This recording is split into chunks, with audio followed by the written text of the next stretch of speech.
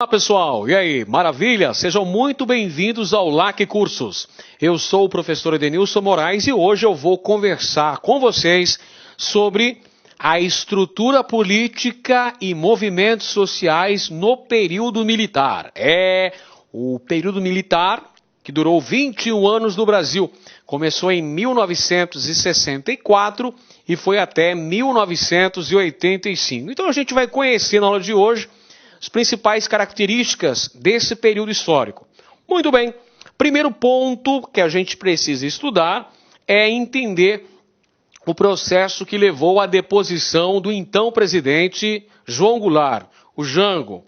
Bem, a deposição de João Goulart, que é o golpe civil-militar de 31 de março de 1964, foi fruto do agravamento da crise política ao longo da presidência do Jango, que foi entre 1961 e 1964.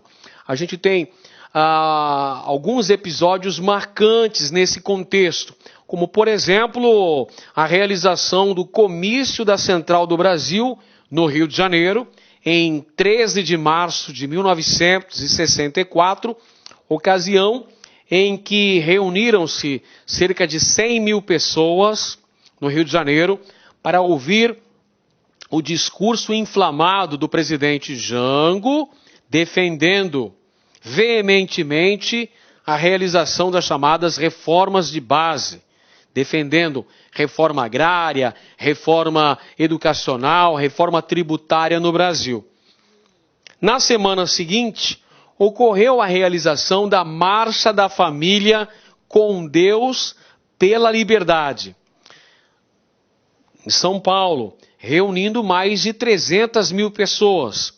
Aqui é uma manifestação de repúdio ao presidente Jango, inclusive acusando-o de ser comunista. Então você percebe aqui, olha só, no contexto do mês que aconteceu a intervenção militar na presidência da República. 13 de março, Comício da Central do Brasil, que foi uma manifestação favorável ao presidente Jango e às reformas de base. Uma semana depois, 19 de março de 64, uma manifestação popular de repúdio ao governo Jango e às chamadas reformas de base, que legitimou o golpe civil e militar de 31 de março de 1964. Golpe este que derrubou o presidente João Goulart, que implantou um período de regime militar que perdurou 21 anos no Brasil.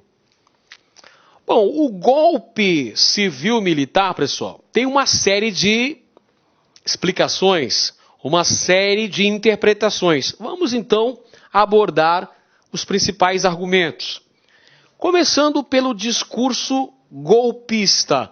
O que é que aqueles que foram favoráveis à queda do presidente Jango alegavam como fatores, como justificativa para a queda de Jango? Aqui está, pessoal. O discurso golpista alegava a oposição às chamadas reformas de base, que eram as reformas que o presidente Jango queria implantar. Reforma agrária, reforma tributária, reforma educacional, reforma eleitoral no Brasil. Um conjunto de reformas defendidas pelo presidente João Goulart. Os golpistas também defendiam a ideia de que aquela intervenção armada, aquela violenta derrubada de um presidente constitucional, visava o combate à inflação, a crise econômica que o Brasil vivenciava naquele momento. Visava também o combate ao comunismo. Olha só, ligando a figura do presidente João Goulart ao comunismo. Defendiam também a retomada do crescimento econômico no Brasil e o restabelecimento da ordem social naquele momento em que existia uma grande oposição entre os favoráveis ao governo, os setores que defendiam as medidas propostas pelo presidente João Goulart, como os sindicatos, as ligas camponesas, a UNE, partidos de oposição, políticos oposicionistas, e o grupo que era contrário a tudo isso, pessoal.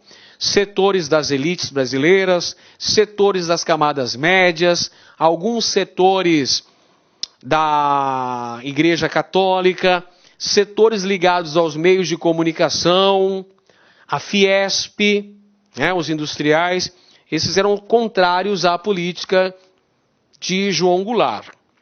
E aí, então, ocorre o golpe. Temos, então, várias versões para explicar o golpe civil-militar, que é um termo correto a ser usado. Golpe civil-militar de 1964, porque a gente teve amplos setores da sociedade civil brasileira que apoiaram a implantação do golpe. Não foram apenas as Forças Armadas brasileiras que estiveram à frente desse processo político.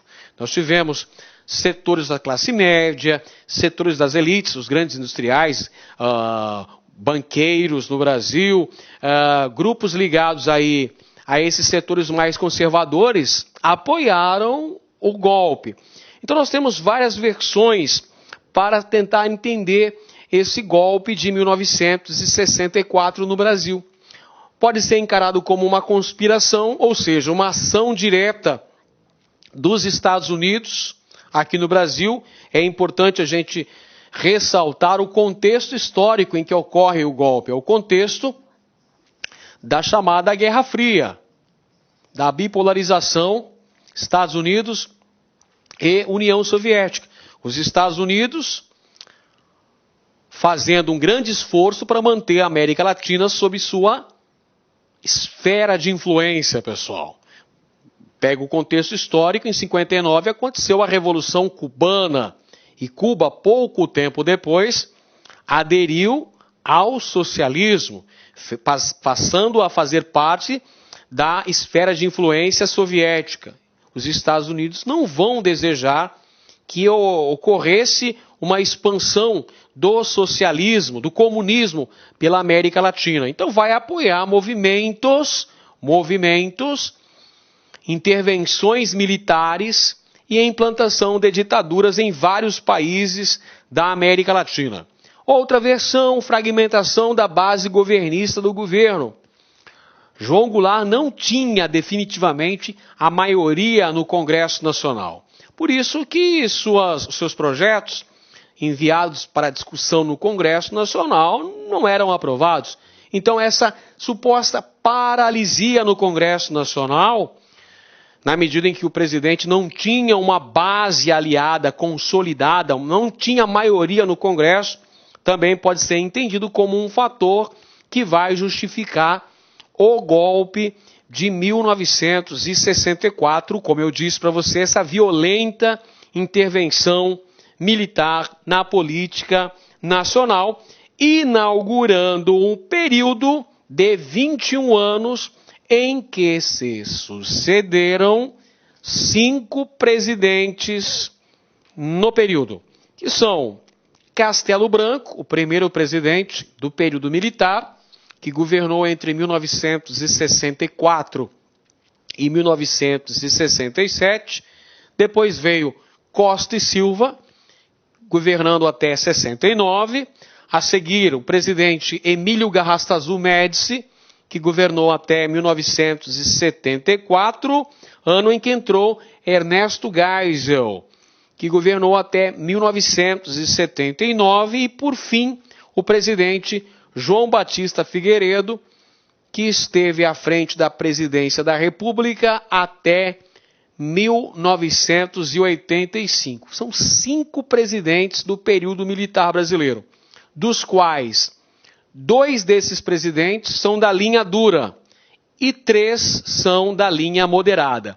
O primeiro presidente, Castelo Branco, e os 2 últimos, Geisel e Figueiredo, são da linha moderada, ao passo que o presidente Costa e Silva e o presidente Médici, foram da chamada... Olá, meus amigos, minhas amigas, sou o professor Luiz Antônio de Carvalho e com muito prazer, muita satisfação, estou aqui para apresentar a nossa super proposta pedagógica, fazer um convite muito especial para você que acabou de assistir essa nossa aula demonstrativa do concurso do MPSP, Ministério Público do Estado de São Paulo, para o cargo de auxiliar de promotoria. Gente, preste atenção, este concurso já foi autorizado, o edital deve ser publicado agora em 2018, inclusive eu, professor Luiz, eu estou muito confiante que esse concurso deve ser publicado em 2018.